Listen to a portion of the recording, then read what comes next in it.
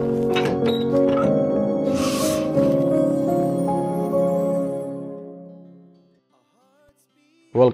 back my channel Mr. Alfi Banda. Kembali lagi di channel pendidikan. Ibu bapak sahabat sekalian, warga belajar dimanapun berada, lewat kesempatan ini saya akan berbagi terkait tentang mengenal pengelolaan kinerja guru.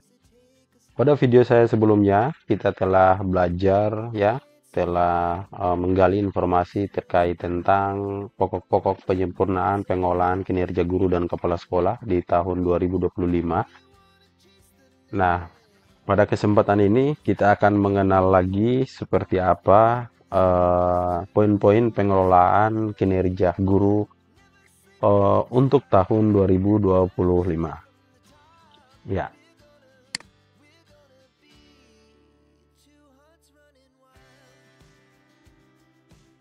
pengelolaan kinerja ASN yang menjadi transformasi oleh Kemenpan RB sebagaimana ini mengacu pada dua regulasi, yaitu Permenpan RB nomor 6 tahun 2022 tentang pengelolaan kinerja pegawai aparatur sipil negara, dan mengacu juga pada jabatan fungsional yaitu pada Permenpan RB nomor 1 tahun 2023.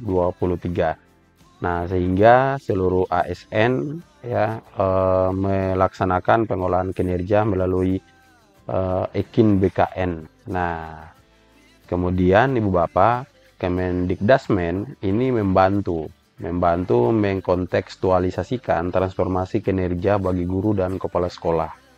Ya, jadi perspektif yang mengacu dari dua regulasi tadi kemudian dikembangkan transformasinya oleh Kemendikdasmen melalui transformasi pembelajaran, yaitu semua pegawai guru dan kepala sekolah maupun pengawas sekolah itu mendapatkan pengakuan atas kinerjanya yang menunjang transformasi pembelajaran untuk mewujudkan pembelajaran yang berorientasi pada peserta didik. Nah, selanjutnya arah transformasi pengolahan kinerja guru dan kepala sekolah berdasarkan pendekatannya, yaitu pengolahan kinerja sebagai pengendalian, pengolahan kinerja sebagai pencapaian, dan pengolahan kinerja sebagai pembelajaran. Tujuannya apa? Tujuannya yang pertama untuk pengendalian, yaitu kepatuhan terhadap standar dan prosedur. Tetap mengacu kepada dua regulasi dari Menpan RB tadi. Kemudian pengolahan kinerja sebagai pencapaian, yaitu pencapaian terhadap target yang terukur. Walaupun menggunakan sistem aplikasi yang berbeda, tapi tetap mengacu atau tetap mencapai target yang terukur sesuai dengan tupoksi guru, kepala sekolah, dan pengawas. Kemudian tujuan untuk pengolahan kinerja sebagai pembelajaran yaitu upaya peningkatan kualitas kinerja individu dan tim. Nah, kita ketahui bersama bahwa guru di samping juga sebagai ASN P3K ataupun juga PNS juga memiliki tugas pokok dan fungsi yang agak berbeda dengan ASN lainnya, yang mana guru melaksanakan 5M terkait tentang tugas fungsinya, yaitu bagaimana mendampingi murid, merancang pembelajaran, melaksanakan kemudian melakukan penilaian, dan juga melaksanakan tugas tambahan. Sehingga dari khasnya yang sedikit berbeda, sehingga Kemendikdasmen mendukung transformasi ini melalui sistem pengolahan kinerja yang terintegrasi dengan Ekin BKN. Nah, metodenya begini Bu Bapak, sebagai pengendalian, pengawasan ketat, evaluasi berdasarkan standar yang telah ditetapkan. Tetap mengacu kepada standar yang telah ditetapkan. Kemudian untuk metode sebagai pencapaian penetapan target, tetap melakukan monitoring berkala terhadap pencapaian target. Nah, ini terlihat pada siklus pelaksanaan monitoring, dialog yang dibangun antara guru dan kepala sekolah dengan atasannya. Ini menunjukkan bagaimana metode yang dibangun sebagai bentuk pengelolaan kinerja sebagai pencapaian, ya. Kemudian metode untuk pengelolaan kinerja sebagai pembelajaran yaitu proses berkelanjutan. Jadi prosesnya tidak terhenti ya.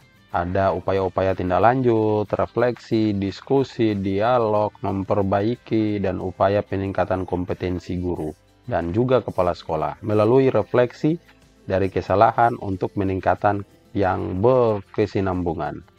Kemudian umpan balik ya. Nah, untuk umpan balik ya, umpan balik yang meluruskan penyimpangan yang terjadi. Ini untuk pengendalian ya. Jadi ketika ada upaya yang dilakukan oleh bawahan berdasarkan hasil refleksi, ini bisa dikendalikan ya, bisa dikendalikan untuk memperbaiki kualitasnya pada tahapan berikutnya. Nah, kemudian umpan balik untuk menyesuaikan strategi pencapaian ya, pencapaian target. Nah, dari diskusi itu ada target-target yang sudah terpenuhi ataupun yang belum terpenuhi yang perlu ditingkatkan misalnya. Nah, kemudian umpan balik untuk melakukan peningkatan kualitas kinerja. Nah, oke. Ya, tentunya harapannya bagaimana umpan balik itu bisa meningkatkan ya kinerja kita, baik itu tupoksinya sebagai guru, kepala sekolah maupun pengawas sekolah. Bapak sekalian, 3 ciri pengolahan kinerja ya untuk mewujudkan transformasi pembelajaran ya untuk tahun 2025 yang sudah saya jelaskan pada video sebelumnya. Ini adalah tagline pengolahan kinerja tahun 2025, yaitu mudah, bermakna, dan bermutu untuk semua.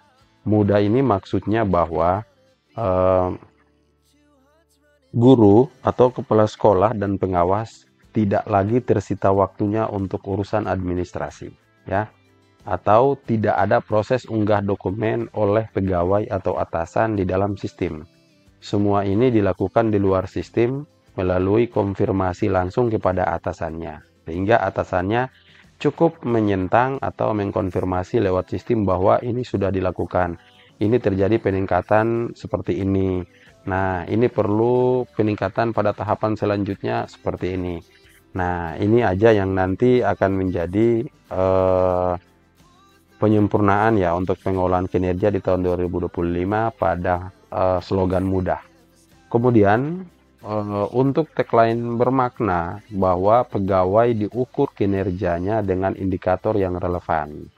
Ya, kita akan memilih indikator sesuai dengan kebutuhan kita, kebutuhan murid-murid kita ataupun kebutuhan sekolah kita.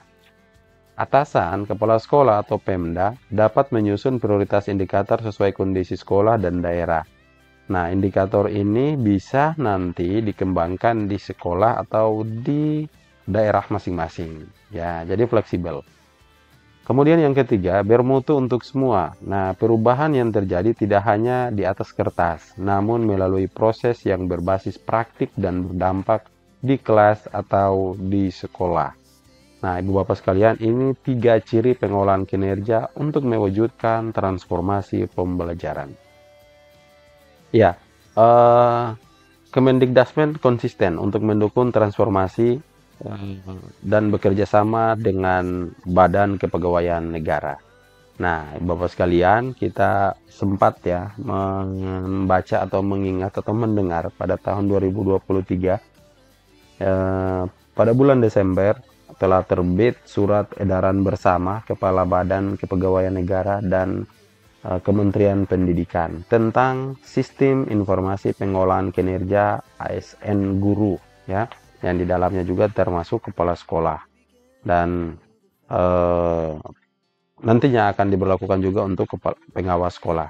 Nah, Ibu Bapak sekalian, berdasarkan surat edaran bersama ini, maka Kemendikbudristek ya melakukan transformasi pengolahan kinerja itu melalui sistem di luar dari Ekin BKN. Jadi sistem yang dibangun nantinya itu sudah terintegrasi dengan sistem Ekin BKN. Jadi pengaliran datanya akan dilakukan secara bertahap ataupun otomatis dari apa yang kita lakukan di sistem informasi Kemendikbudristek ke Ekin BKN. Jadi untuk guru, kepala sekolah dan juga pengawas sekolah tidak perlu ke Ekin BKN. Nanti kita melakukan pengolahan kinerja cukup dari sistem informasi yang nanti akan dikembangkan oleh Kemendikdasmen. Nah, secara otomatis apa yang kita lakukan di sistem Kemendikdasmen akan mengalir datanya ke Ekin BKN. Nah, ini Bapak Ibu, regulasi ini merupakan arahan yang diberikan oleh Kemendikdasmen dan Kepala BKN. Oke, Bapak sekalian. Kemudian secara teknis ya, pengolahan kinerja kepala sekolah juga ini berdasarkan surat edaran ya Dirjen GTK pada bulan Februari tahun 2024 ya tentang pengolahan kinerja guru dan kepala sekolah. Nah, regulasi ini Bapak Ibu sehingga ada beberapa petunjuk-petunjuk teknis ya yang bisa kita pelajari di mana mengatur tahapan pelaksanaan bagi masing-masing aktor yang terlibat dengan ketentuan sebagai berikut, yaitu ada 4 tahapan. Tahapan pertama melakukan pemuktakhiran data dan pegawai, kemudian tahapan perencanaan, pelaksanaan, dan penilaian. Ini sudah saya jelaskan pada video sebelum ini, Bapak bisa melihat lagi. Oke, demikian itu sekilas tentang pengelolaan kinerja guru ya dan kepala sekolah ya di tahun 2025. Demikian, terima kasih, semoga terbantu. Assalamualaikum warahmatullahi wabarakatuh.